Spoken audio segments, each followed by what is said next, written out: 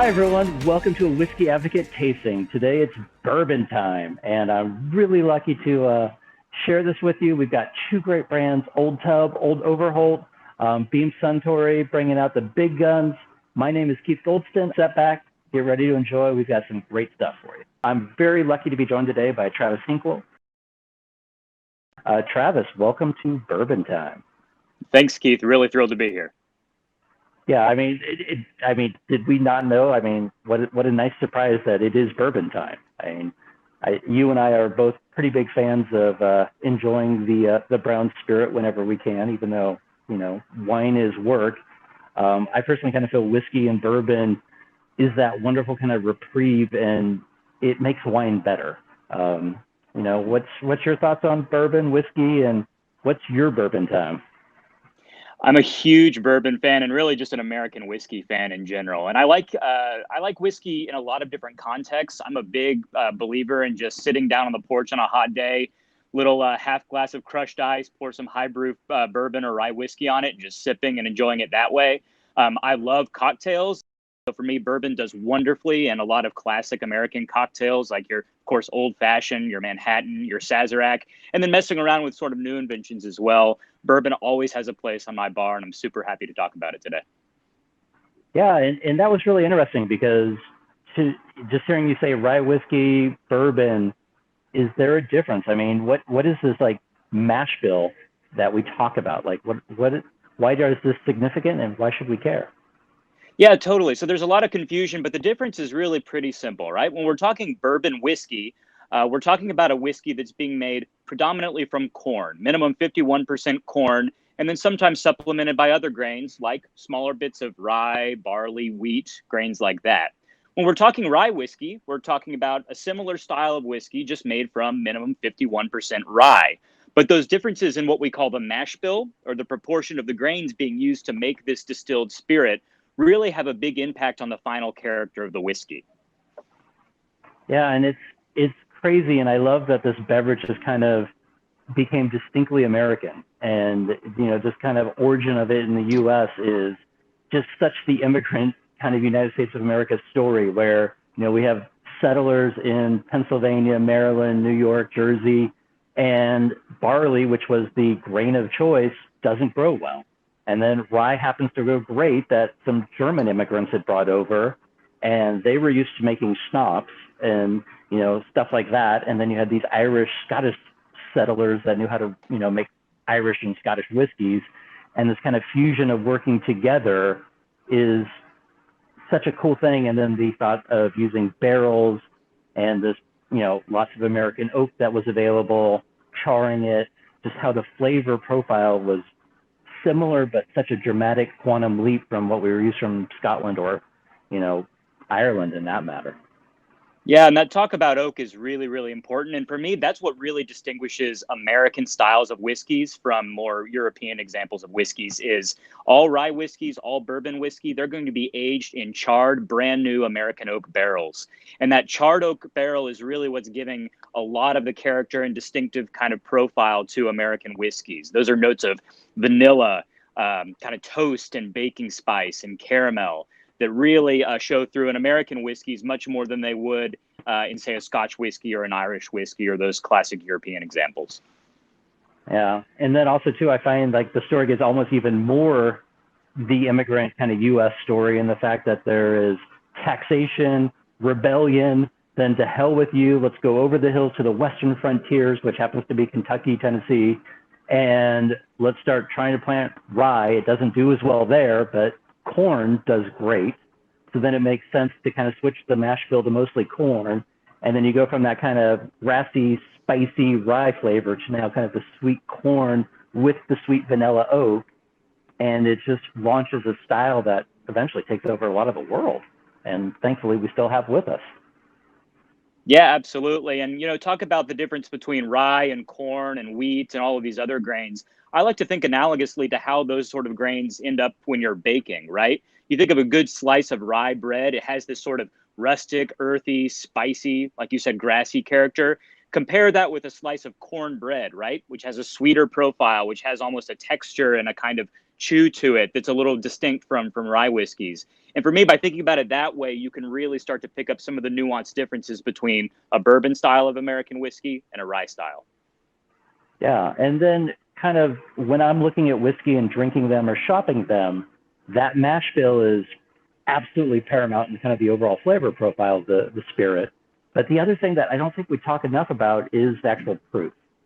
And it's one of those small little numbers on a label that luckily we're starting to pay a little more attention to. But the difference between like an 80 proof, 86 proof, 90, cask strength at like 114 or whatever, to me, it's almost the biggest shift in flavors out of any aspect of shopping, whether it's bourbon, rye, or any of like the corn. So Travis, what's your thoughts on proof and how does that impact the flavor for you? And especially, I know you're like an awesome mixologist. Thank you. How does it impact like your cocktails? Well, it makes a big difference. And so for those of you watching at home, you walk into an average liquor store and you're looking at a common bottle of bourbon, say on the shelf. Many of those are going to be bottled at 80 proof, which is just the same as 40% alcohol by volume. Those make great cocktails and they're wonderful. But one of the common threads that we're talking about today is this bottled and bond designation. And part of what that entails is all of those whiskeys are going to be bottled at 100 proof or 50% alcohol by volume. And so what that means is with that little bit of extra alcoholic strength, you have extra flavor. It basically means that less water has been added back to the whiskey after it's been aged in oak barrels. And so I love them for cocktails because of what it means is with cocktails, you're taking your base spirit, say your bourbon or your rye whiskey, you're mixing it with other ingredients and then shaking it or stirring it with ice, which is going to be chilling it down, but then also adding water back to it. And so if you're starting with a stronger spirit, even after you dilute it and chill it down with a little bit of that water, you still have a full strength cocktail that delivers a lot more flavor than your average, say, 80 proof bourbon whiskey. Cool. Well, thank you, Travis. And speaking of bottled in bond, that sounds kind of exotic and legalese. So I think we might want to bring in a little help. We're lucky enough today to be joined with Bradford Lawrence out of Beam Suntory, who is the proud owners of Old Tub and Old Overholt, which hopefully we'll be tasting shortly. But Bradford, welcome to the tasting. How you doing? Nice to be here. Great. So what is, besides the 100 proof, what is this whole bottled in bond story and why does it matter? Yeah, the bonded history is a really, really cool story. And March is a great month to be talking about the bonded history because we actually just passed the anniversary of the Bottled and Bond Act, which was March 3rd. This all starts back late 19th century. The whiskey market was really unregulated, more than you can even imagine. Just kind of set the table, like to put it all into context. Upton Sinclair published his famous book, The Jungle, in 1906. This book blew the lid off the meatpacking industry back in the day. And it wasn't until 1906 when we as a country were finally coming around to regulating our meat standards. This book was the catalyst for the Meat Inspection Act. The Bottle and Bond Act of 1897 was 9 years earlier. So as you can see, we had our priorities straight. We were getting our whiskey in line first before our meat regulation. This is a great story. It's it all, as any good story comes to fruition, it's all about rivalry, and it's definitely one for the record books. It's all about this rivalry between straight whiskey distillers and whiskey rectifiers. Rectifiers, much like non-distiller producers today, purchase distillate from other sources and age it, and then they're able to blend it and create beautiful whiskeys. Potentially, there's some tinkering of the finished product that would happen back in the past, adding flavor and coloring and bottling it varying proofs. And you would find if you do any deep historical dives, you'll find these names like fine old bourbon. It's all basically trying to convince consumers and whiskey enthusiasts back in the day that the liquor was still good. So it's important to note that a number of rectifiers produced honest to goodness whiskey. However, it's the producers that were making that, like, really the knockoff bourbons and ryes that flooded the market. It was cheap, easy to produce, and it made it really, really difficult for straight whiskey producers to gain a foothold, and even forced a lot of them into bankruptcy. Some famous rectifiers were Paul Jones, and he started Four Roses. George Garvin Brown actually started Old Forester. and they eventually like bought a distillery once the Bond Act came through. So being a rectifier isn't a bad thing. It was just a different style of making whiskey. So in some ways, you're saying this was maybe like, was it the first Consumer Protection Act in the U.S.? I mean, it's got to be close, right? It's got to be close. I mean, I'm hard pressed to think, because it wasn't until 1906 with the Meat Inspection Act. Yeah, this was probably one of the first, if not the first, real consumer protection in that arena. It's pretty cool. It definitely went up through the courts. Bourbon producers, rye producers, they would not go down without a fight. So, there were some pretty distinct crusaders back then. Most notably, you've got Colonel E.H. Taylor Jr. He was the founder of Old Fashioned Cooper, the OFC distillery, which is now Buffalo Trace current distillery. And there's actually some lore that the ownership of Overholt at the time, which would have been Henry Clay Frick and Andrew Mellon, were possibly active in helping usher in this act as well, because they were major industry titans that had a lot of political leverage. They were also one of the first companies to adopt this legislation. Even though E.H. Taylor was forced to sell OFC to George T. Stagg back in I think it was 1878, he dedicated the rest of his life to the protection and production of straight American whiskey. In particular, he joined forces with this great guy who probably doesn't get enough credit, Kentuckian John G. Carlisle. He was the Secretary of Treasury at the time. Fun fact about him, while he was Secretary of Treasury, his term actually ended March 4th of 1897. So he really wanted to see this act go through to the end. So he was clearly really believed in American whiskey. Yeah. Mm-hmm. Well, I was just going to say, and the overall, I mean, there's definitely some minutia we can dive down to, but really it's the bottling at 100 proof, single distillery, single kind of distilling season, correct? And that's either kind of spring or fall. Yep. And then no blending, like you need, mm-hmm. and then the minimum of 4 years, correct? And then a bonded warehouse, and then the wonderful little tax loophole where you don't have to pay taxes until you bottle, correct? Or true. Yeah, that's a really good way of kind of encapsulating kind of the general sense. There are some little bit more nuances to it. Same distiller at the same distillery. At the time, people were kind of rotating through who was distilling for whom, and it was a little bit more of an open market. So they want to make sure it was one distiller, one distillery. And you mentioned the distilling seasons. It was January to June or July to December. And this was pretty much put into place. So it forced distillers in a good way to make sure that they were using quality grain and not sitting on it too long. So it made them be like, we got to use this grain, and we can confirm that it's quality, even all the way down to the grain in the water. Like every part of the process is you're going to have a quality spirit. Aged for 4 years. Now that's the minimum. You can have a 7 year, 10 year, 15, whatever you'd like, but it's aged 4 years under government supervision. And that was back in the day. We don't do government supervision anymore. Unadulterated for pure, just for pure water, bottled at exact 100 proof. And let's see, what else am I missing here? Oh, the label also had to identify the distillery, where it was distilled and bottled. And also at the time when it first came out, they had to actually have that green wrap that you'll see, especially on old Dusties. There's a green wrap that goes over the cork. We don't do that now. When you see that, it's more ornamental, more marketing stuff. But back in the day, you actually had to have that green stamp. And it actually did have a mug of John Carlisle back in the day as well. So as the story goes, there's a couple more nuances. There was an insistence that a federal agent actually had to be on site and possibly live on the distillery grounds or right down the road, because he was the only other person that had keys to these bonded warehouses. And it's important to note, bonded warehousing was in existence prior to this Bottle and Bond Act. But it wasn't until 1897 where the government really stepped in and said, if you're going to put this on the label, it has to follow all of these laws and regulations.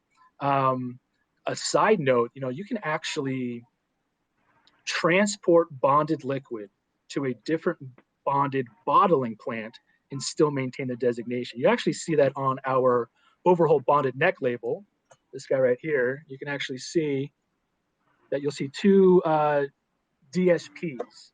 And that is because we aged or we distilled in Clermont and we aged in Clermont, but we bottled in Frankfurt.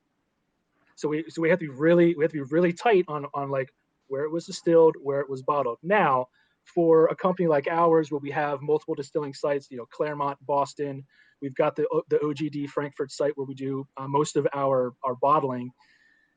If we were to distill in Clermont and age in Frankfurt, we wouldn't be able to call it bonded because it's two different DSPs. So it does get a little tricky. But yeah, it's super cool to be able to have bonded out in the world and be able to have this kind of nice little whiskey enthusiast nugget that you can talk about. Well, Bradford, that's great. Thanks. Well, I think it's time for us to jump into these whiskeys. What do you think, guys? Oh, yeah, I'm thirsty. Let's get to the good part, right? Yeah, and I believe we're going to start with Old Tub. Travis, what are your thoughts on Old Tub? I mean, this is one of those like kind of in the secret, like if you were lucky enough to tour the distillery and you exit through the gift shop and you're able to pick up, the 375 of it. But yeah, and I applaud that you guys are now doing this as a limited edition, or is it going to stick around, or is it what? There's never say never. It was released as a limited expression. There's been some talks about keeping it consistent, so fingers crossed. But yeah, there's nothing official that we can say to that on that point. But you never know. We might have it permanently out there for our lovers and fans of the brand. Yeah, for those of us who aren't routinely on the bourbon trail, this is great to be able to try this Old Tub. So, couple background pieces of information. Of course, this is made by Jim Beam Distillery. And if you've ever, many of you have, I'm sure, enjoyed just Jim Beam with a wonderful white label, they're 80 proof bourbon. This is actually going to be the same distillation. The difference being that now this is bottled in bond. So again, you're getting that minimum aging component. You're getting that being bottled at 100 proof. And then, of course, it's unfiltered as well. All of that adds up to a whiskey that should be a little bit fuller in body, a little bit more powerful in character. So let's jump into it. Yeah. Keith, what do you think? What are you getting on the nose? It just smells like happiness. I mean, it just, and I love it because, and I got to be careful on how I say this. There is a lot of really fancy, pretty whiskeys out there. And I love that this is just kind of, it's a brown spirit, it's whiskey. I feel like if I walked into a saloon in the Wild West, like this is kind of like what I could drink. And I love that little bit kind of rustic edge around it. And it's a simple, easy thing to appreciate and enjoy. And also too, I kind of love the story that Old Tub started as basically kind of the gasoline or gas station model where people would actually show up at the distillery with their empty, jug and were able to pick up, some to take home. And then as Beam grew bigger, they actually started to bottle it. And then the perfect location to move in the distillery closer to the train tracks. And as that became an easier way to ship stuff, the brand grew. And I mean, Old Tub was with us till pretty much like the 1940s, correct, Bradford? Or when was the transition? Yeah, so actually it actually fell out right before Prohibition. And there's some lore that the brand was actually sold during Prohibition, but was then later brought back into the Beam family fold and revitalized. So this brand was actually being produced, it really took off in around 1890, 1892 when James Beam and his brother William Park Beam took over leading the full operation. They actually named the distillery after this best-selling brand, Old Tub. And yes, as you mentioned, this brand is a reference to those large mash tubs that were mixed, cooled, and stirred by hand. But yeah, it was produced up until the distillery had to close down for Prohibition, but then was brought back after that. But in the early 1930s, it was Old Tub, and that's when also the Jim Beam brand was launched as well. So the Jim Beam brand really started to take off. But Old Tub has been around. It's been that quiet force in the background that's always been there. But we're just now starting to, as of 2020, like really getting it out there, getting that great story out to the public. Cool. Yeah, I love this Travis, whiskey in particular. Yeah. I love this whiskey in particular because for me, this is what's great about so much American whiskey is it's something that you don't want to fuss over. It can be enjoyed almost any kind of ways. At this higher proof, I think I mentioned earlier, I love pouring this over some chipped ice and just drinking it cold on a hot day. For me, it's refreshing. It's got that great, got a bold flavor so that it's not overly watered down by the inclusion of a little extra water or ice.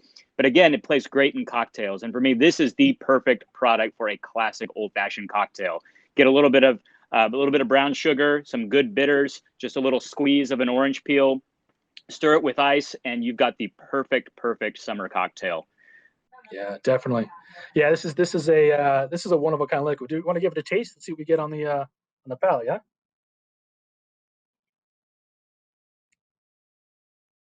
That's like a warm hug.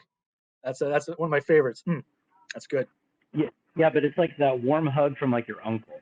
Like it's still good, but you're like, oh, okay, that's a little, all right, okay, here we go. Yeah, definitely. But part of that to me is I think a little bit of that unfiltered nature. And Bradford, could you talk a little bit about that? Because you don't, coming from the wine world, we see like unfiltered, the whole natural wine, hippy dippy, natural movement. You don't see unfiltered that often in the whiskey world. So what is that implying, and what does it do? So filtering as a lever, so to speak, of like when we produce whiskey is a really interesting side of the business. We could probably do a whole other session just on filtering. What the decision to go unfiltered, we wanted to bring back some authenticity and nostalgia, and that unfiltered was a common practice, was probably the main practice of whiskey production back in the day. It wasn't until much later when we started to see carbon filtration and chill filtration kind of coming into vogue for numerous reasons. Filtering is a good thing. You think of it like think if you have a stone that you want to polish, a little bit of filtering will reveal some really amazing nuances to the liquid. Unfiltered, especially with the liquid that we've got here today, we found that even at the unfiltered side of things, it just has so much to give that we felt that we didn't need to do any filtration on the liquid. And this also has that nice added bonus of being a bit more authentic and a bit more nostalgic to how it was produced back in the day. Yeah, well, and I think that's a perfect segue into a really nostalgic kind of old label that a lot of us have seen probably our whole lives. And it's one of those ones that, I think even there's been like, some into, social settings, like, and I think like Looney Tunes even referred to it as like old overcoat. I believe so, yep. On one cartoon. Yep. So this is kind of a cool, fun thing. This Old Overholt is, longest running.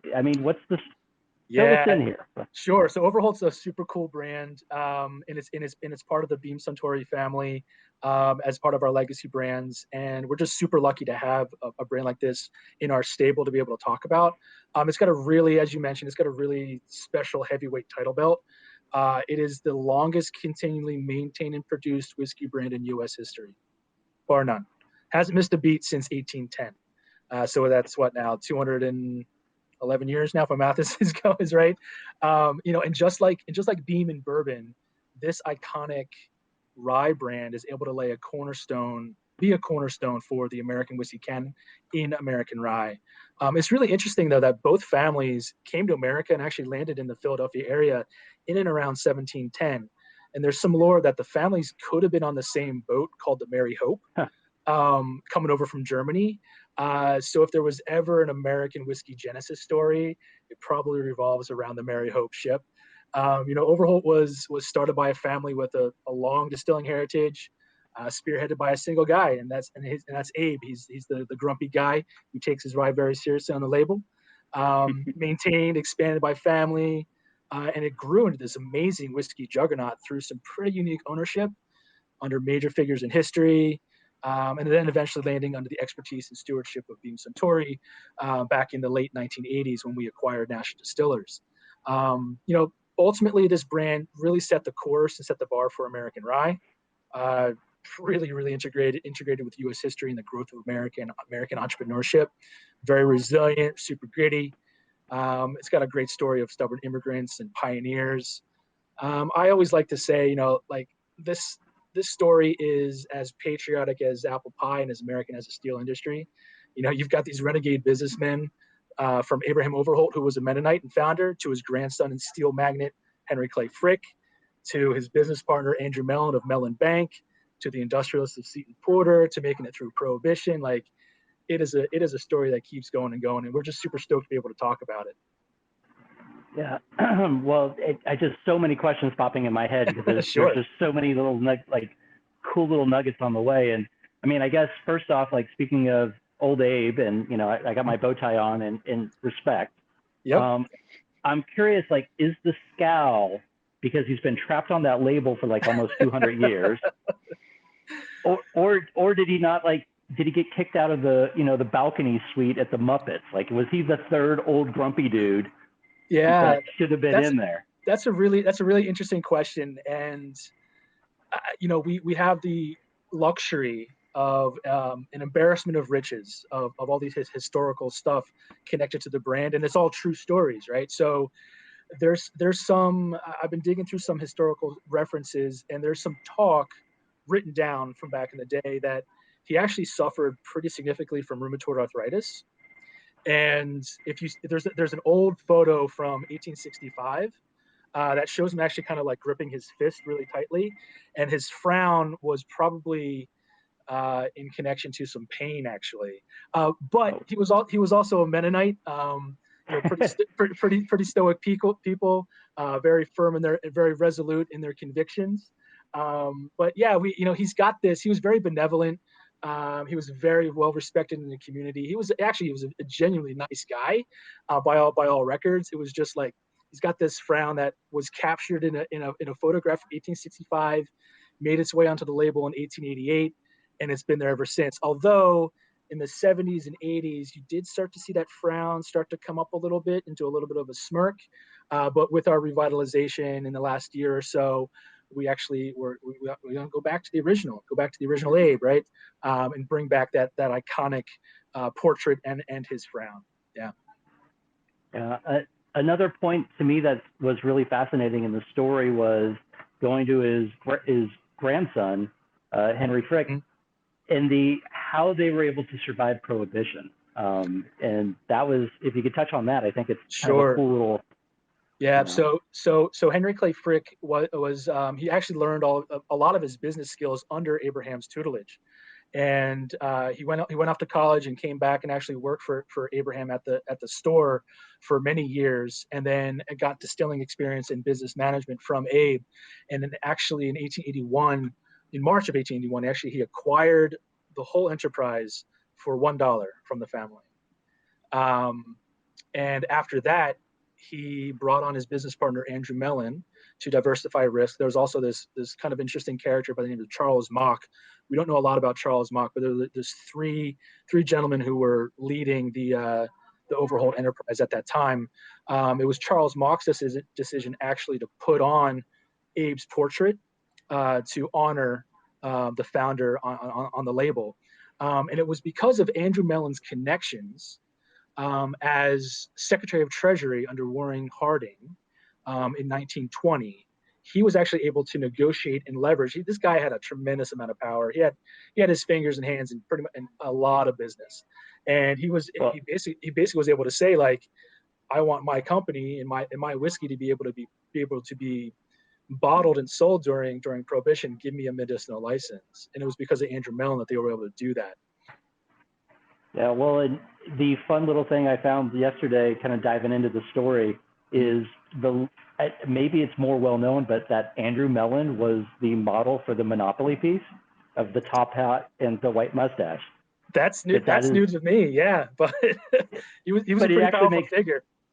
Yeah, so now I just wanted to play Monopoly and drink Old Overholt, and Yeah, there's also some great call outs with Andrew Mellon in the HBO special Boardwalk Empire.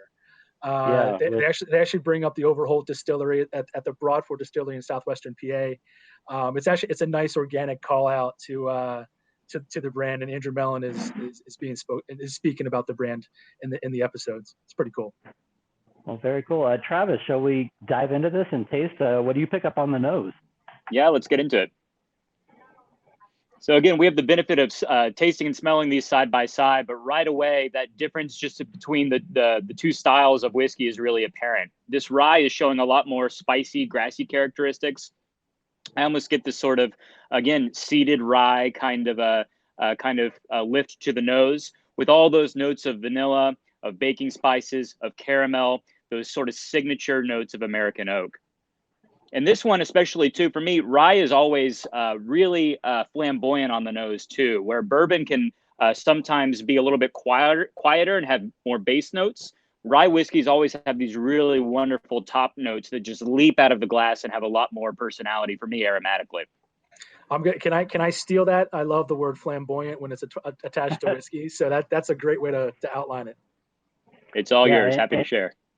Yeah, and playing on that bass notes of, if that's corn as your bass, this is like the hi-hat, snare drum, and I think it actually translates even more to the palate, where I get this kind of snap to it.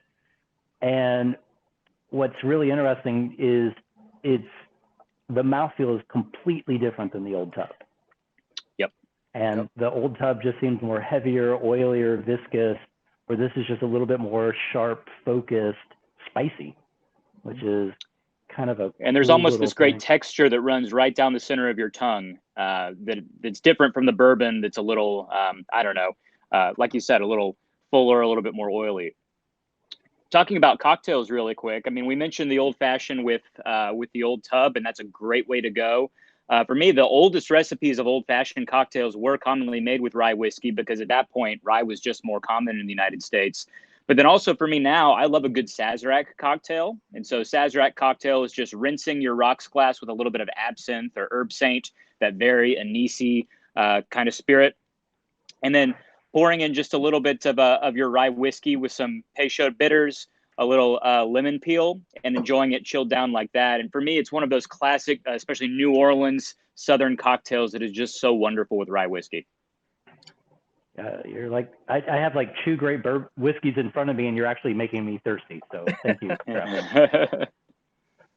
Bradford, if you could touch a little bit, because I mean, so much of the history of this brand was Pennsylvania rye, and then with Beam purchasing, the rights in 1987, moving production to Kentucky, how have you guys walked the line to honoring that tradition, and then also moving into the future?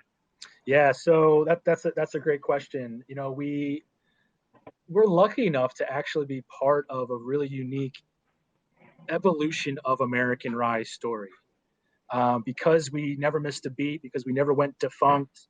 For the majority of our period, it was a Monongahela style no corn rye mash bill, which is incredibly distinct. We start to see a little bit of resurgence on that, primarily from smaller producers out of Pennsylvania. And at the same time, we're super proud of our Kentucky rye style, which is a bit more corn heavy. So we actually call that out on the label. We have born in PA, made in Kentucky.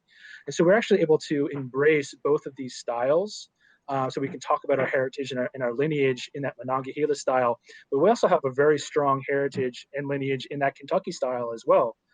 So yeah, it's a great part of the story, being able to talk about the nuances of American rye and what it's able to bring to drinkers across all different spectrums. Being able to have the ability to talk about what makes rye different than bourbon. Like, yeah, on a very surface level, we can just say it's a mash bill change. But if you really want to go deeper, you can get into those different styles of Monongahela. You've got Maryland style rye.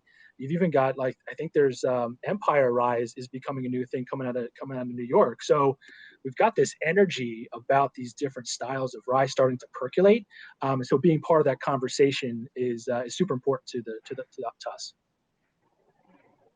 Yeah, well, to me, it's like I love that energy and all kind of this new kind of our exploring our history, but I also love that there is such a well-made, great kind of keystone that if you understand this, then it's easier to understand the rest. Yeah, and I mean Yeah, Overholt is, was rye before we actually had rye. Before we were really starting, it's always been there. Yeah, and to be such an integral part of the story, and to be a keystone, like you say, is an honor to be involved where we are with the whole category. Yeah, well, and also I want to just tip the cap, because the other aspect that we should talk a little bit more about is the fact that you can do like this bottled in bond, which is not it is kind of a limited expression, but still the fact that it's out there, it's not going to break the bank, and you can actually find it. That's such a nice thing. So thank you, and please keep bringing us really good, high quality whiskeys at a great price that we can find. And that is one of our mantras that for the Overholt brand. It's great quality whiskey in the bottle for an affordable price. That's a really strong point for us, especially moving forwards as well. Yeah, Travis, how often have you had it to where you get kind of like the whiskey snobs in and they're like, but then you like put one of these in like a cocktail and then they're like blown away?